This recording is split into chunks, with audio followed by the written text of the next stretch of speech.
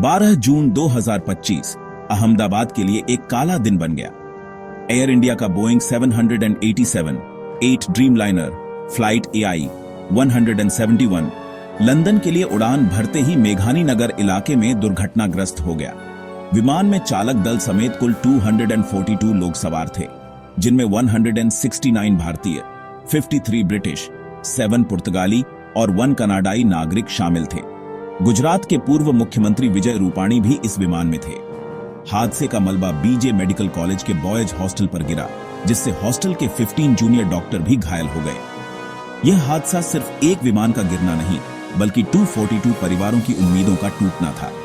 Air India और पूरे विमानन उद्योग के लिए यह एक बड़ा झटका है, जिसने सुरक्षा मानकों पर नए सवाल खड़े कर दिए हैं। आज अहमदाबाद शोक में डूबा है और देश इस त्रासदी को कभी नहीं भूल पाएगा। गुरुवार दोपहर एयर इंडिया की फ्लाइट AI 171 ने अहमदाबाद से लंदन के लिए उड़ान भरी। टेक ऑन ऑफ के कुछ सेकंड बाद ही विमान को लिफ्ट में गंभीर विफलता का सामना करना पड़ा। पायलटों ने तुरंत मेडे कॉल जारी किया, लेकिन विमान रडार से गायब हो गया। फ्लाइट डेटा के अनुसार विमान मुश्किल से कुछ 100 फीट की ऊंचाई तक पहुंच पाया था। प्रत्यक्षदर्शियों के मुताबिक विमान का पिछला हिस्सा एक पेड़ से टकराया और फिर वह BJ मेडिकल कॉलेज के हॉस्टल से जा टकराया। टक्कर के बाद कई धमाके हुए और विमान आग के गोले में बदल गया। हादसे में विमान में सवार सभी 242 लोगों की मौत हो गई। अधिकारियों ने पुष्टि की कि कोई भी जीवित नहीं बचा। बोइंग 787 ड्रीमलाइनर की इस दुर्घटना ने तकनीकी और प्रक्रियात्मक खामियों पर सवाल खड़े किए हैं। सुबह दिल्ली से अहमदाबाद की उड़ान सामान्य थी, तो आखिर कुछ ही घंटों में यह त्रासदी क्यों घटी? हादसे के वक्त मेघानी नगर के लोग अपने काम में व्यस्त थे। तभी एक तेज धमाके ने सबको चौंका दिया। रमेश भाई, एक दुकानदार, मैंने देखा विमान बहुत नीचे उड़ रहा था। इंजन की आवाज अजीब थी।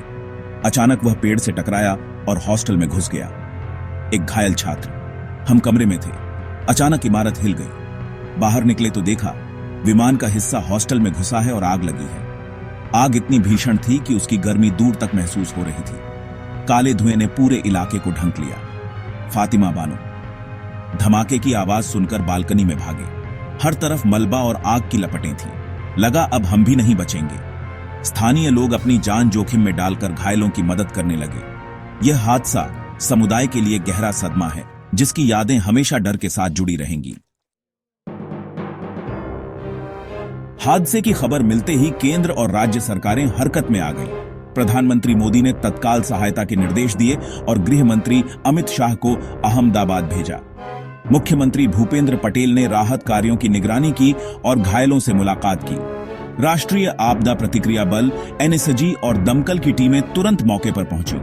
हवाई अड्डे की उड़ानें रोक दी गईं और सड़कों को बंद कर दिया गया। घायलों को अस्पताल पहुंचाने के लिए ग्रीन कॉरिडोर बनाया गया। ब्रिटिश प्रधानमंत्री और बोइंग ने भी संवेदना जताई और जांच में सहयोग का वादा किया। एयर इंडिया ने पीड़ितों के परिवारों के लिए हेल्पलाइन नंबर जारी किया। स्थानीय नागरिकों ने रक्तदान और राहत कार्यों में बढ़ चढ़कर हिस्सा लिया, जो मानवता की मिसाल है। हादसे की जांच के लिए नागरिक उड्डयन महानिदेशालय और विमान दुर्घटना जांच ब्यूरो ने संयुक्त जांच शुरू की है। जांचकर्ताओं का पहला लक्ष्य ब्लैक बॉक्स और कॉकपिट वॉइस रिकॉर्डर ढूंढना है, ताकि दुर्घटना के कारणों का पता चल सके। तकनीकी खराबी, इंजन फेल या बाहरी टक्कर, हर संभावना की जांच की जा रही है। बोइंग के विशेषज्ञ भी शामिल हैं। देश भर में शोक की लहर है। सोशल मीडिया पर लोग संवेदनाएं व्यक्त कर रहे हैं और पीड़ितों को श्रद्धांजलि दे रहे हैं। सरकार की प्राथमिकता मृतकों की पहचान, परिवारों को मुआवजा और मनोवैज्ञानिक सहायता देना है।